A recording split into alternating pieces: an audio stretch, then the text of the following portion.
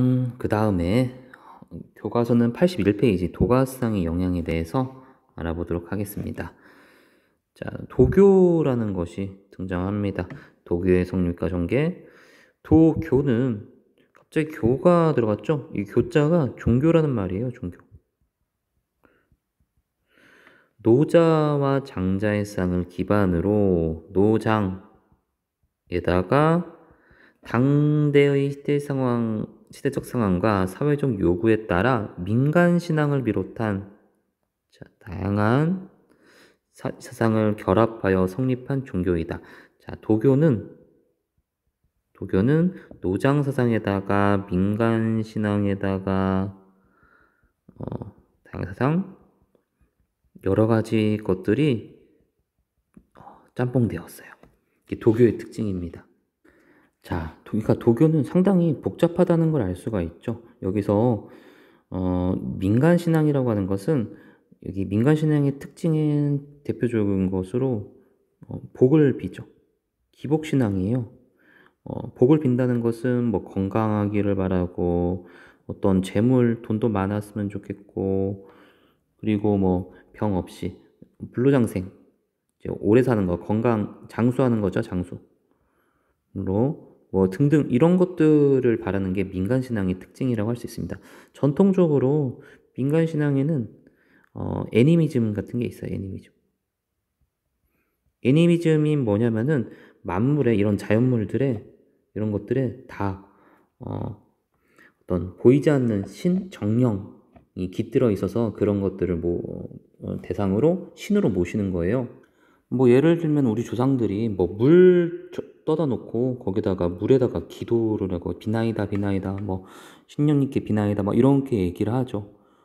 그리고 바위를 대상으로 막 믿기도 하고 그리고 이제 부뚜막에다가도 부뚜막신이 있다고 해서 믿기도 하고 모든 만물의 정령이 보이지 않는 기운이 깃들어 있다, 귀신이 깃들어 있다. 이게 바로 애니미즘이라고 할 수 있어요. 이제 그것을 어떤 신과의 소통을 수월하게 하도록 하는 어떤 제사장을 샤먼이라고 합니다. 그 샤먼의 존재를 믿는 종교를 샤머니즘이라고 해요. 샤먼. 제사장. 이런 것들이 말고 뭐 토테미즘도 있는데 적진 않겠습니다. 뭐 자세하게 이거 내용을 뭐 알 필요는 없고 다만 이런 민간 신앙적 요소가 도교와 들어갔다는 거죠. 노장 사상과 다양한 사상, 뭐 예를 들면 유교 같은 것이 뭐 자세하게는 뭐 안 배우지만은 여러 가지가 들어갔다는 거죠. 한번 보도록 합시다. 비롯한 다양한 사상과 결합하여 성립한 종교다. 종교는 어떤 믿는 대상이 분명히 있죠. 신을 믿죠. 도교는 도가상 가운데 종교적인 요소를 받아들여 주요한 교리 체계를 구성했다. 교리가 있어요. 도가와 도교는 모두 우주자연의 근원으로서의 도를 중심으로 우주자연의 근원을 도 강조하는 것은 똑같습니다. 그 이론과 실천 방법을 전개한다는 점에서 공통적이다. 그러나 도가가 여기가 이제 차이점인데 세속적 가치를 초월하는 삶의 자세 강조한 철학적 사상. 그러니까 도가에서는 어떻게 얘기합니까? 뭐 성공하는 삶, 화려한 삶, 뭐 이런 것들에 대해서 황금 이런 거를 좀 초월하죠. 담담하게 바라보자. 가난에 대해서도 뭐 그냥 가난하게 살면 되지. 이렇게 그런 삶을 초연하게 삶을 살아가는 어떤 철학적 사상인데 도교는 교단을 만들어요. 종교 단체를 만들어 사람들 간의 어떤 거대한 집단을 만들어요. 그리고 교리도 있어요. 그래서 그 설명하는 책이 있어요. 체계를 갖추고 현세적인 길과 복을 추구하면서 역시 좀 다릅니다. 여기에서 이제 차이점이 드러나는 거예요. 도교는 복을 비는 거예요. 그러니까 어떤 보면은 우리 인간의 솔직한 욕망을 드러내주는 그런 걸 추구하는 종교가 바로 도교라고 할 수 있죠. 불로장생, 늙지 않고 오랫동안 사는 거다. 뭐 노자는 뭐 생명 보존이라고 해서 좀 약간 건강하게 뭐 살면 됐지. 뭐 이거를 완전 본격적인 목적으로 추구하는 건 아니에요. 그냥 도에 따라 살다 보면은 생명을 보존하고 잘 살 수 있다. 이 정도지, 이렇게 불로장생을 본격적으로 완전 목표로 하는 것은 도교입니다. 이건 도교 거예요. 신선술. 그래서 불로장생에서 오랫동안 사는 사람이 있어요. 그게 누구냐? 신선이에요, 신선. 보시면은, 이 사람이 이제 신선인데, 이 사람, 신선은 고통도 없고, 질병도 없고, 죽지 않은 존재예요. 야, 신선. 그러면 어떻게 하면 신선이 될 수 있을까? 그 기술을 연구하는 게 신선술이에요.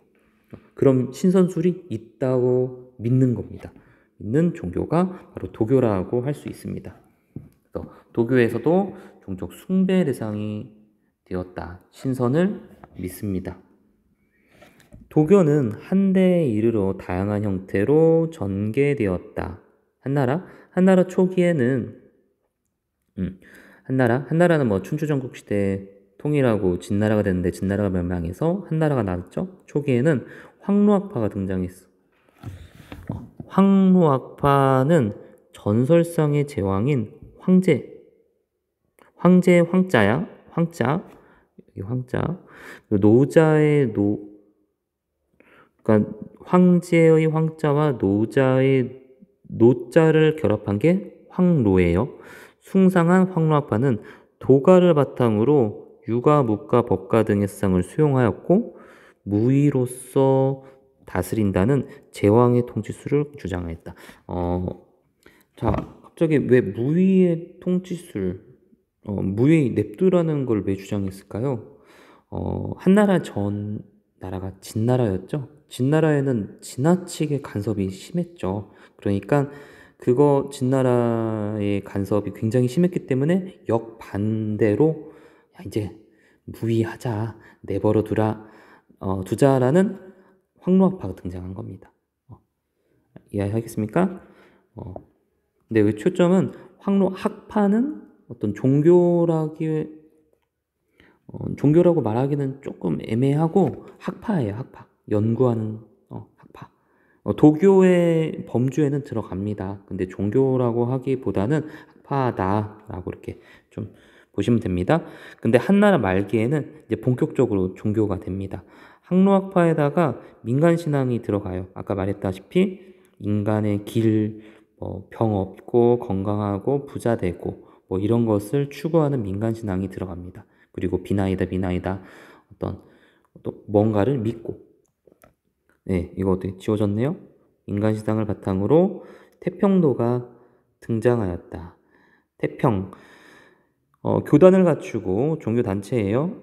교단을 갖추고 만민이 부유하고 평화로운 태평시대를 현실에서 실현한다는 종교적 이상을 제시했다.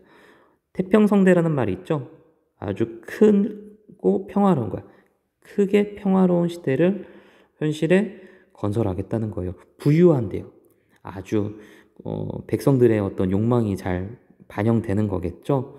종교적 이상을 제시했습니다.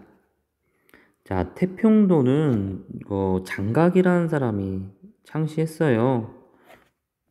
장각은 원래는 이제 황로학파처럼 황제와 노자 사상을 굉장히 열심히 공부를 했는데 공부를 하다가 어떤 득도를 했다고 해서 자기 스스로를 굉장히 높이 칭하고 자기의 가르침을 태평도라고 이름을 붙여가지고 병든 사람이 있으면은 막 부적을 태운 물로 치료하고 막 부적을 만들어요. 병든 사람이 있으면은 뭐 어떤 글씨를 써줘요.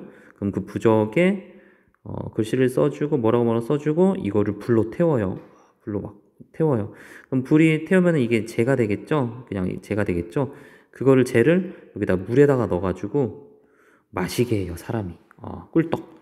근데 마셔서 치료가 되면은 너는 믿음이 있고 잘못을 용서받은 거예요. 근데 마셨는데도 불구하고 병이 낫지 않으면 너는 잘못을 뉘우치지 않았구나.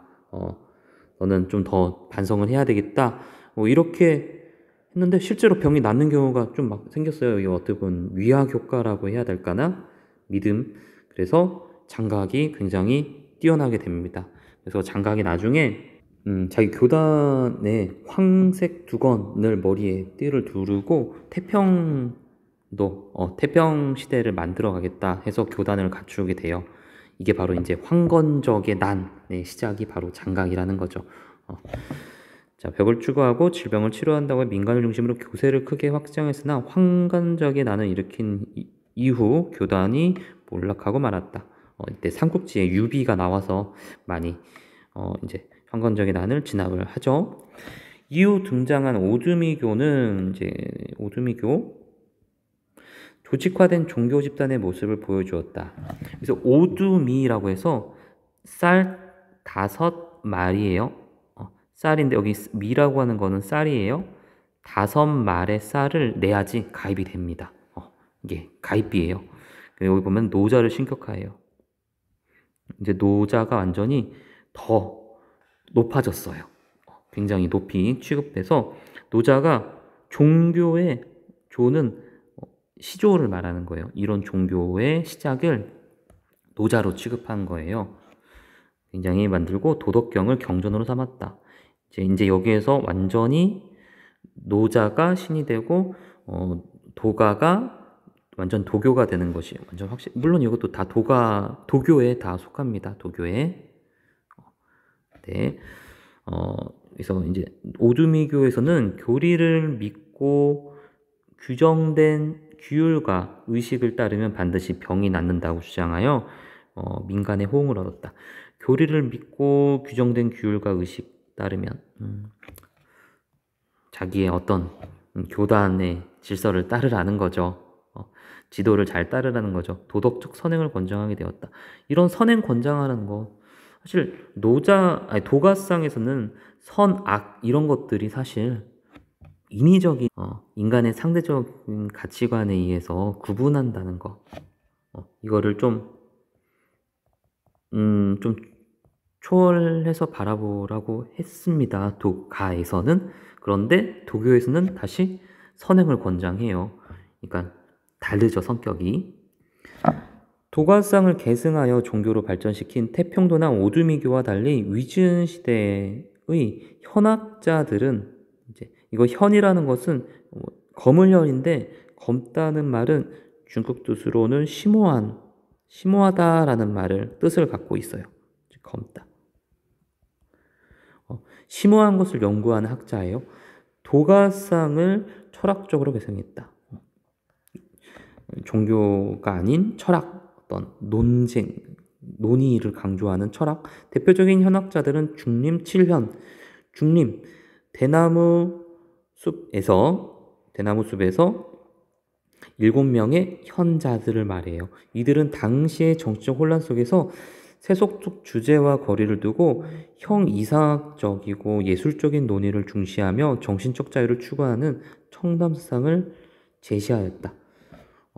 여기 얘네들 7명이 모여서 굉장히 이제 정치적으로 굉장히 어지러웠어요. 위진 시대.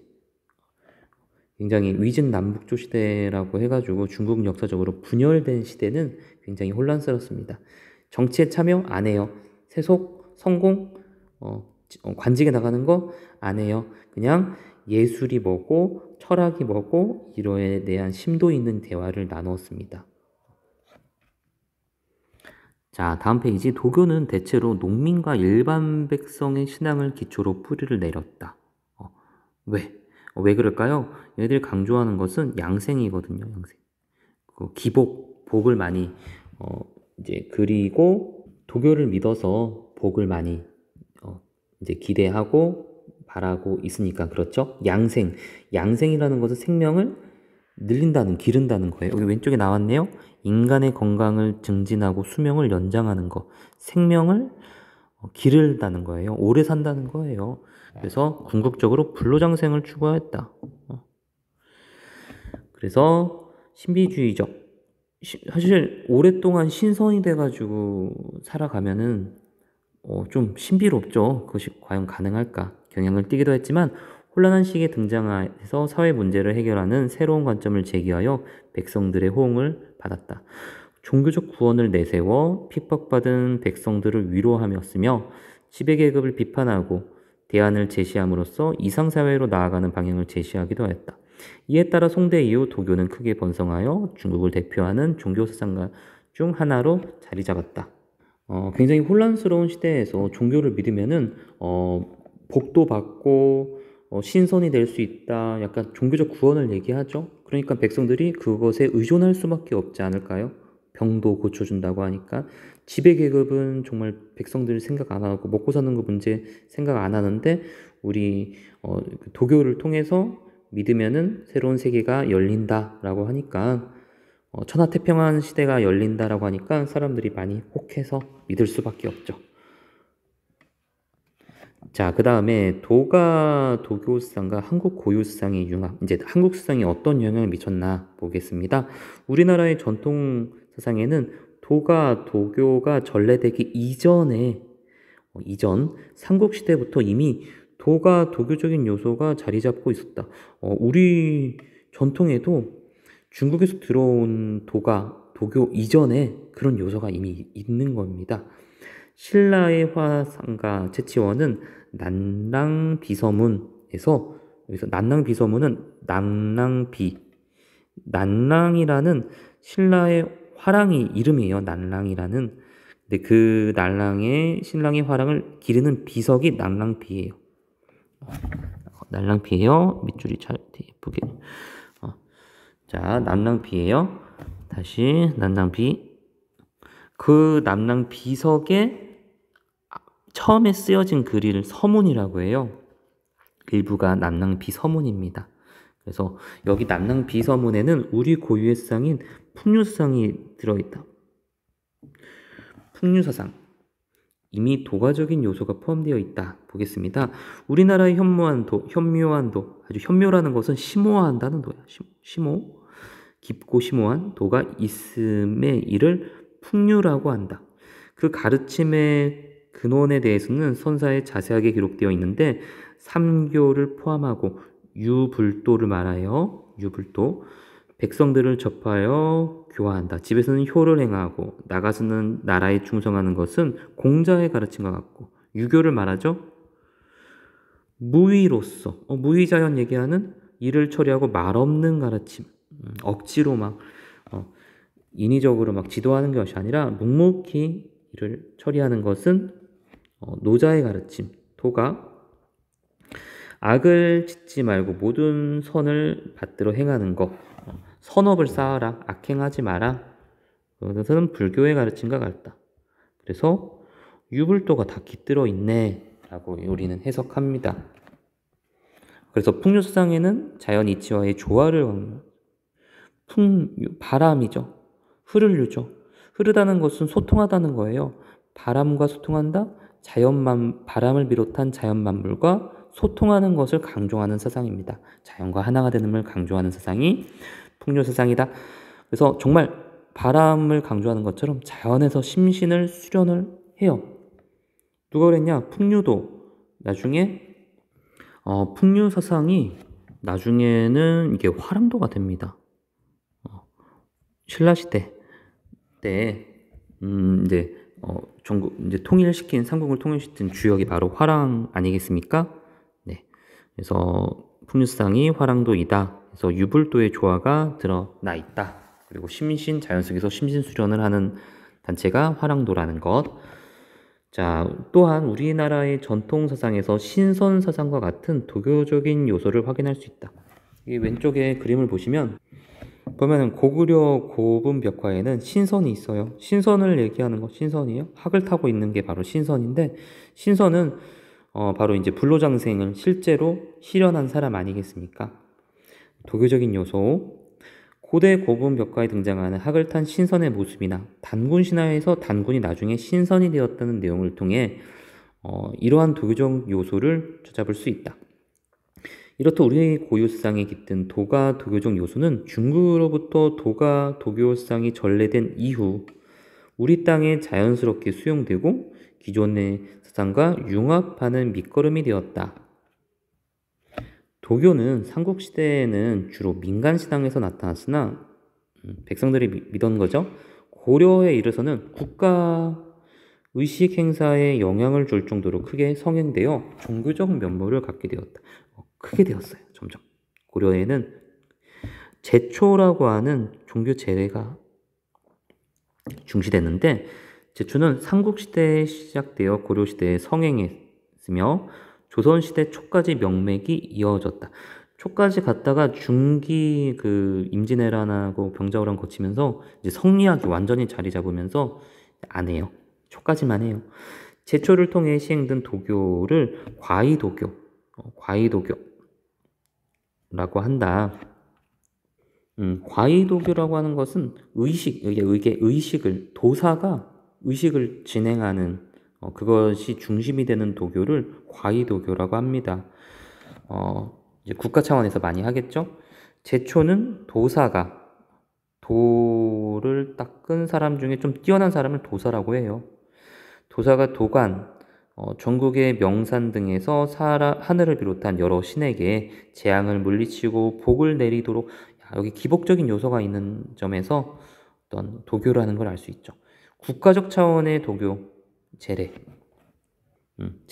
어떤 제사의 의식들을 제초라고 한다. 그런 제초, 그 제례는 과의도교라는 분류에 들어간다. 과의도교는 의식이 중심이 되는 도교를 과의도교라고 한다. 자, 과의도교와 함께 신선사상에 기초한 양생술도 수용되었다. 양생, 생명을 늘리는 거죠. 어떻게 하면 오래 살 수 있는 기술이 있다는 거죠. 그 기술이 익히면은 신선이 됩니다. 신선사상의 영향에 따른 수련의 전통도 일찍이 자리 잡았다. 수련을 해야지 생명을 늘릴 수 있어요. 그래서 신선이 됩니다.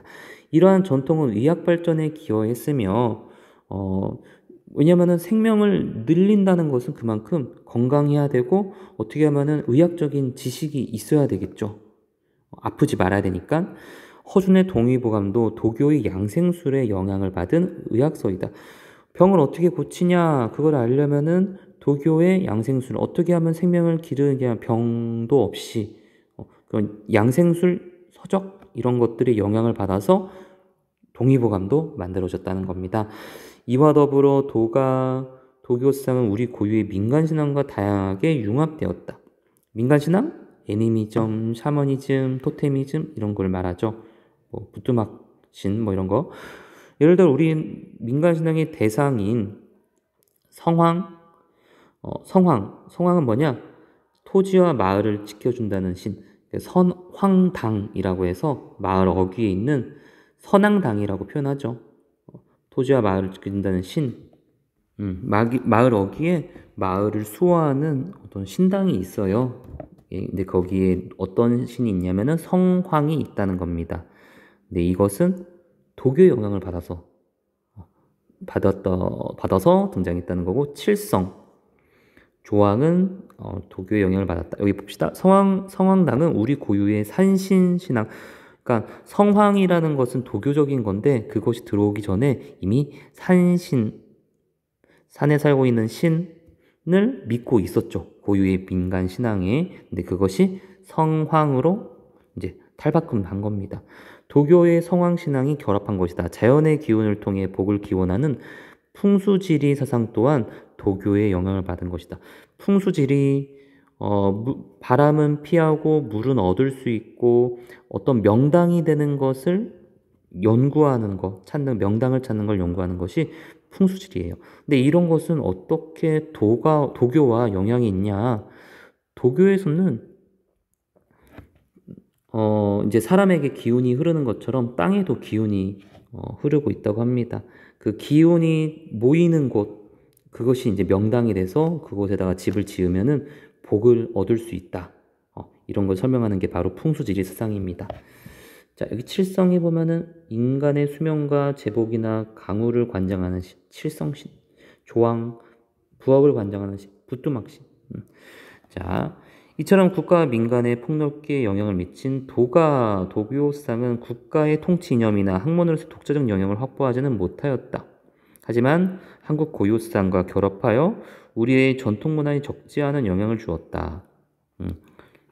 그래서 도교가 국가 통치 이념까지는 아니에요. 학문으로도 가지 않아요. 국가 행사를 할 때도 있었는데 고려 때 그거 정도에만 그친 거죠. 특히 착하게 살면 복을 받는다는 윤리의식을 형성하여 도덕적 삶의 중요성을 인식시켰고 공동체 의식의 형성에도 많은 영향을 주었다. 자, 여기 그림을 보시면, 여기 표를 보시면은 공, 착한 일이에요. 과는 나쁜 일이에요. 이렇게 해서 공을 많이 세워야지 이제 나중에 점점 불로장생을 할 수 있다는 걸 얘기합니다.